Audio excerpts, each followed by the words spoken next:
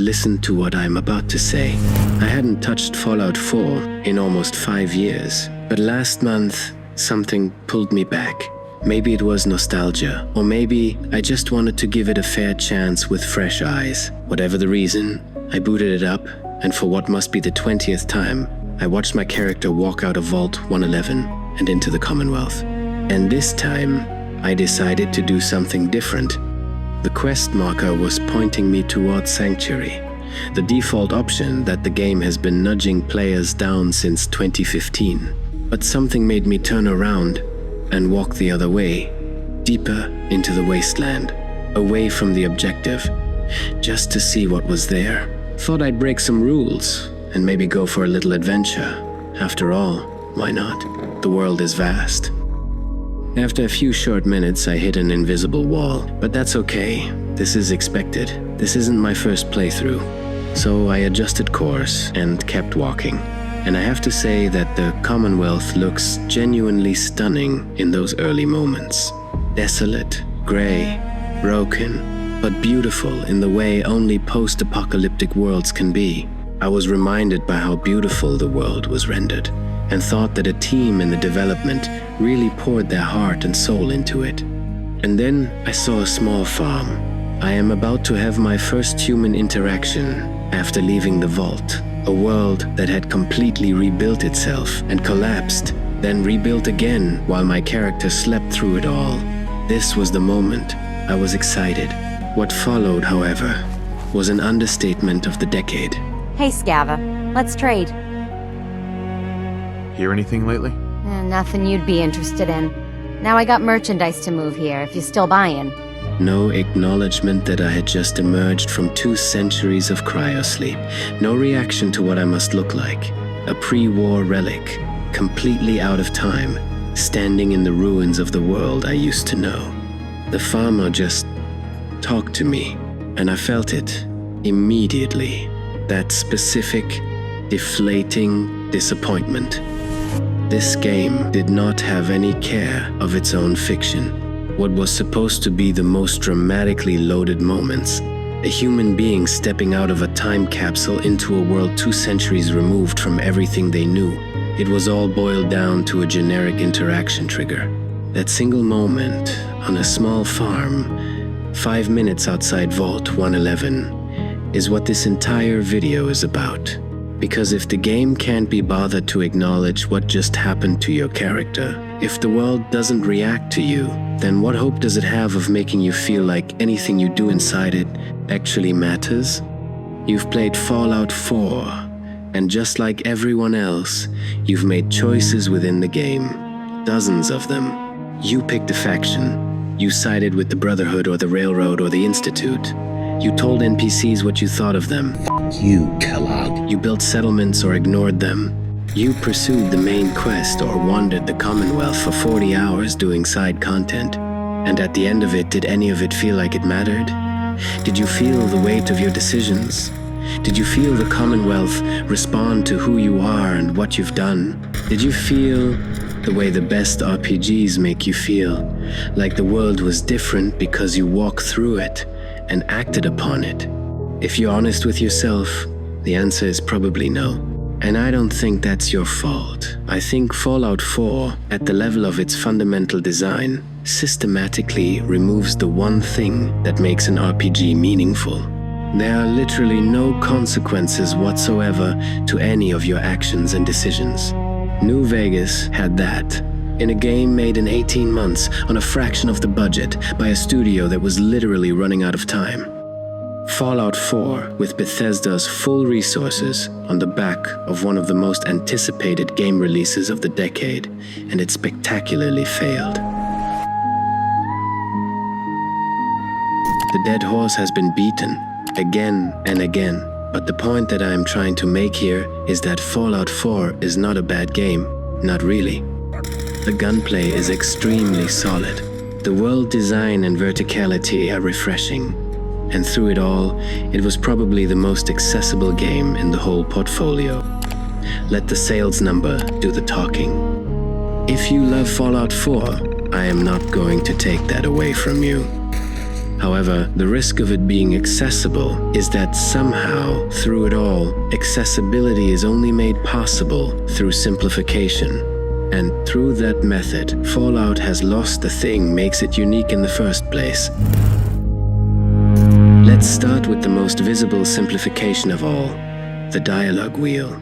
Oh God. In Fallout 3, New Vegas, and every Fallout before them, dialogue was a complete list. Every sentence was presented in full. You could read exactly what your character was about to say. You could evaluate it and choose accordingly. The leader was a New Vegas type. Your speech skill, your stats, your perks, your reputation with the faction, all of these could unlock additional options, branching the conversation in ways that rewarded how you had built your character.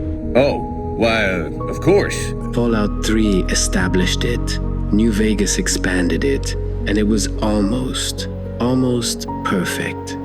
Fallout 4, however, replaced all of that with 4 buttons, 4 labels that are paraphrased, and the first problem is immediately obvious.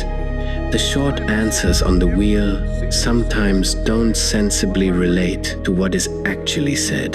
Well, sure. And a mayor of a great city must know everyone. With wildly different results, and no way to tell until you've already said it. Let's not mention that that's not a minor inconvenience, but that's a fundamental removal of the player's ability to make an informed choice. You cannot meaningfully choose something you don't understand. How this got through alpha tests is beyond me. But the deeper problem, the one that truly guts the roleplay, is what happens after you choose. Because most often your choices do not even matter, with quest conclusions and character reactions staying much the same, whether you are playing as an asshole, a lovely little angel, or a sarcastic bastard. We can talk to him. Feel like holding a seance? Yeah, if only. In an RPG, the role you play is supposed to matter. That's the entire premise, and they butchered it. And then there's what was removed alongside the dialogue wheel: skill checks in conversation. In the previous Fallouts, you would often have the option to use a specific stat, skill, or perk to unlock a special option in conversations. Confirmed Bachelor and Black Widow in particular ended up with some very memorable quest conclusions and interactions with NPCs in New Vegas. Benny's gonna show you the tops. I hope you're built sturdy, you crazy broad. Those moments where your investment in a character build paid off in a conversation, not a combat encounter, were the heartbeat of the Fallout RPG. Huh? Oh! Who you are matters. How you developed matters. The dialogue system in Fallout 4 was even criticized before the game came out, and when it did, most suspicions about it was correct. Almost immediately after, mods were published by the community, and it at least seemed to fix on informing the players of their choices. But what makes it even worse is that players realized whatever they chose, most often it will end up with the same result in the narrative. The whole thing felt like an obvious illusion, and I felt sorry for those who expected more after years of waiting. I am going to do a lot of comparison of this game with Fallout New Vegas. Although New Vegas precedes Fallout 4, the game has ultimately set some standard of how the game design and RPG elements should be for future Fallout titles. The developers at Obsidian are fully aware that they shouldn't reinvent the wheel, but make improvements over the existing system. A lot of people like Fallout 3. A lot of people like Fallout 3. So the experience should feel familiar to them. Which is why it is even mind-bogglingly absurd why Bethesda going with their direction in Fallout 4. They took the risk to reinvent, and the players all paid for it. But if the developers themselves are fully aware what makes their games great, such innovation should end up in the cutting room floor early in the development. But alas, here we are. Let us circle back to New Vegas and see what they did instead. And it's worth understanding how radical a decision it was. Your character in New Vegas, the courier, was given almost no backstory, only enough to push the narrative forward. You are handed a blank slate and was pointed at the Mojave, and let you be whoever you are going to be. New Vegas features branching plots with meaningful faction outcomes and multiple endings shaped by choices and character build. NPCs often react differently based on reputation and skills. Quest design rewards diplomacy, deception, and non-combat solutions. You can, in fact, complete the whole game without firing a single bullet. And that, in and of itself, is a testament of how much of the world's fiction was given so much care and attention. And you, as the player, perceives the world as responding to your actions and choices. Fallout 4 has a voiced protagonist, the sole survivor, either male or female, who speaks in full sentences with a Boston accent and a pre-war backstory. They were either a lawyer or a soldier. They have a son named Sean, and that decision to give the player character a fixed identity cascades through every other design choice in the game. Because once your character has a backstory, the game has to write around it. You can't be a charismatic schemer who manipulates factions for personal gain, because the sole survivor has a motivation that overrides everything. Where is my son? Where is Sean? You can't be a character who genuinely doesn't care about the Commonwealth's political future, because the game needs you to pick a side eventually. Sure, as a father myself, I understand what the writers at Bethesda is trying to do. The conflict to choose between the sun and the people of the Commonwealth is a good premise, but along the way, you will begin to question whether that was supposed to be a difficult decision in Fallout 4. I will talk about the Institute later, but during your gameplay, you will somehow realize that to choose between Sean and the people is not actually a difficult choice to make, but more on that later. The voiced protagonist represents a major break in immersion for many players. How do you project your own character onto someone who speaks in a predetermined way?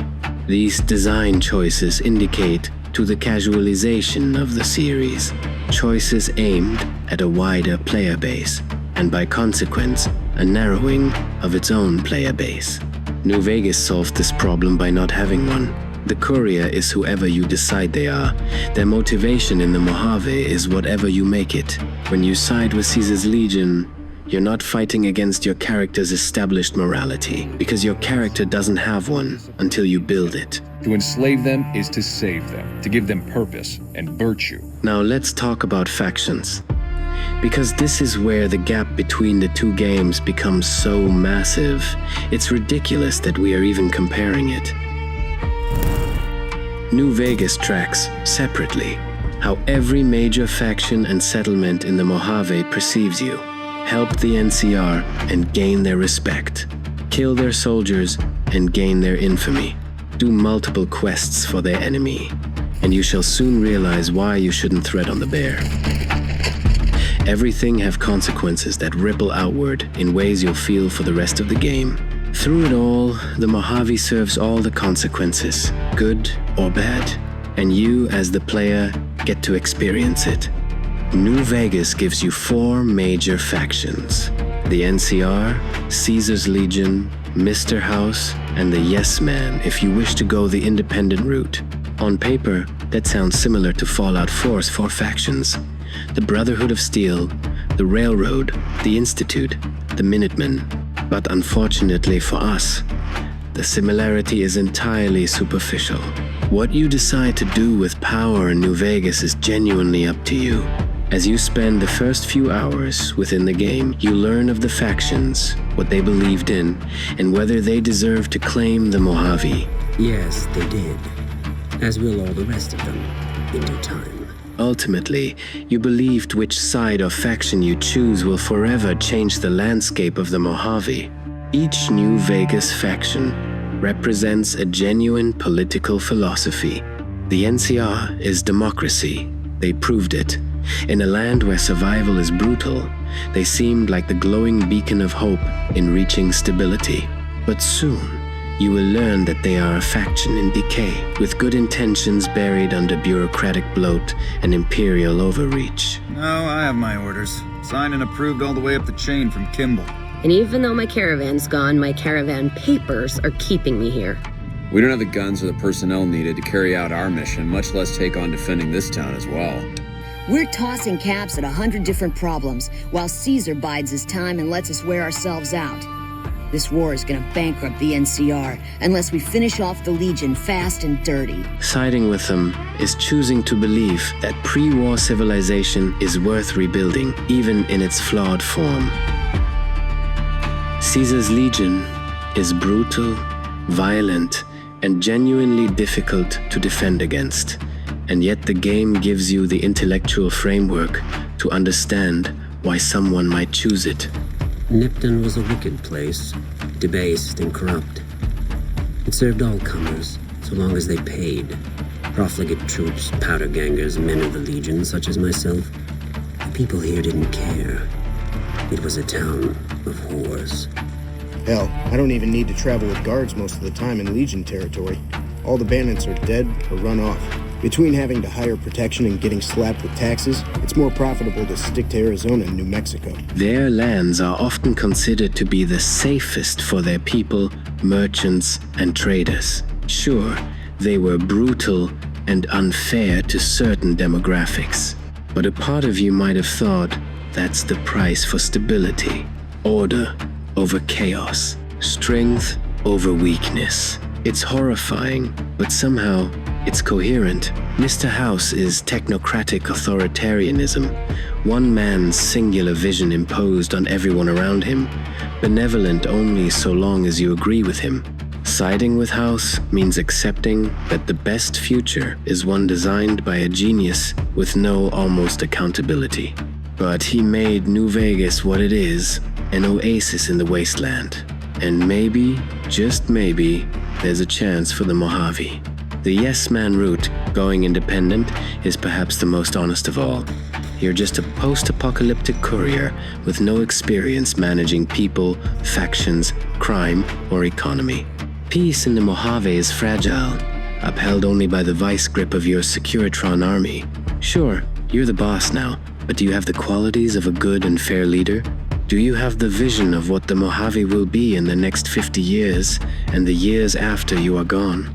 The game frequently asks you that question, and most of it is happening as you played the game, as you know more about the world and its inhabitants, its factions. And through it all, you felt that the fate of the Mojave is almost personal. Now, Fallout 4's factions.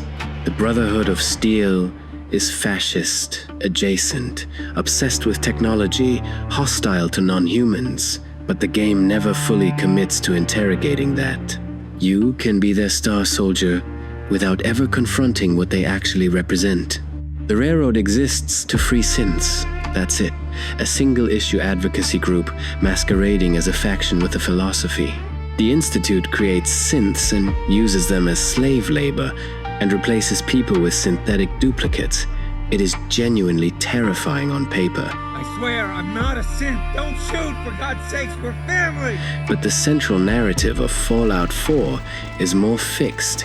The game encourages player interpretation, but offers fewer radically different endings. The Institute's motivations are obscured for so long that by the time you understand them, you've probably already decided you hate them. The game never gives you a real intellectual case for joining them. The Minutemen are the closest thing to a neutral good faction, but the game marginalizes them with settlement-building mechanics that have nothing to do with the question of what kind of future the Commonwealth deserves. And here's the damning fact, straight from the game's own data. Fallout 4 has only two real endings, the nuclear option and nuclear family, with 4 major faction variants and no conclusion to tell you what happens to the world afterward. I want to be specific about what we are lamenting here, because consequence is an abstract word and it's easy to dismiss. So let me give you a concrete example from New Vegas that Fallout 4 is categorically incapable of replicating, but not because for the lack of effort. Perhaps because somewhere during the development, the focus has shifted, or perhaps they just have a different philosophy of what their version of Fallout should be. In New Vegas, there is a town called Prim. It's under attack by escaped convicts. The residents are hiding in a casino, begging you, an outsider, for help.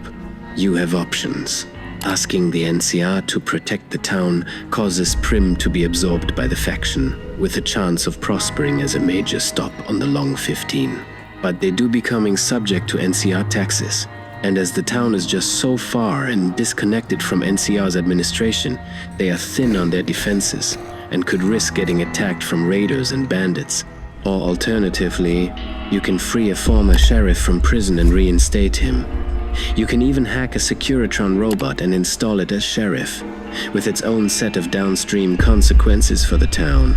What you choose changes Prim, and this is not the only instance in New Vegas. Is there a single moment in Fallout 4 that functions this way, or, at the very least, to the same degree of complexity? A single location that exists in genuinely different states, depending on a decision you made, not just whether a settlement has resources or not, but who those people are and what future they're building. The answer is essentially no, because Fallout 4's world is not designed to respond to ideology. It's designed to fulfill a fantasy. It is, after all, Bethesda's domain. Their design and writing philosophy have always been the fulfillment of grand fantasy, of characters achieving great results, and was masters of multiple domains. I have always believed that Fallout series should be treated differently. It works tremendously for the Elder Scrolls, but Fallout is genuinely asking for something else entirely. However, I believe it has been so ingrained in their methodologies, they are unable to keep it separate. Here's where I want to be fair. Because this video was not intended to be a Bethesda takedown, and the decisions that made Fallout 4 feel consequence-free, I believed, were not made carelessly. Fallout 4 sold 12 million copies in its first 24 hours of release. It was one of the fastest-selling games in history at that point, and those numbers represent a player base that is enormously diverse.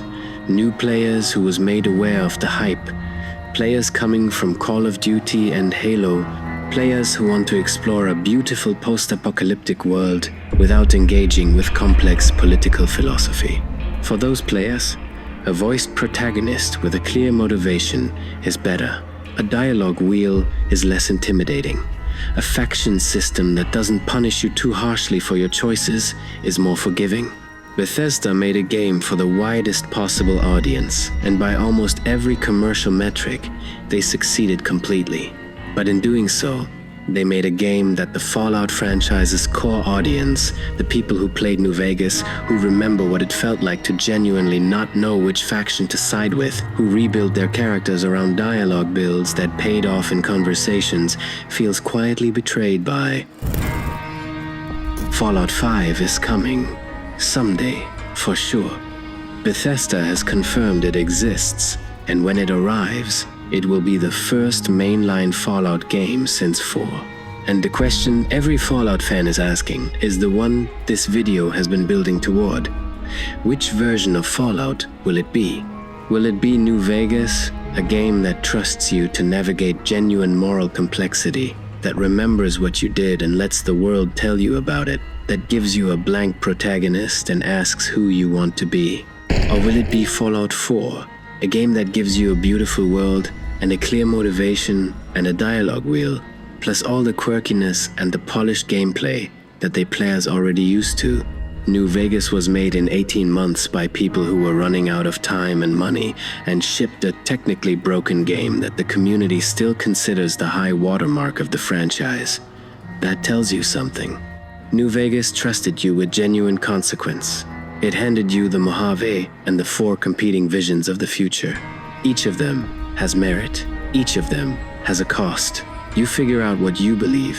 I, for one, hope that Fallout 5 will feature what makes Fallout 4 great and adopt the innovations made by New Vegas. That would be the perfect Fallout game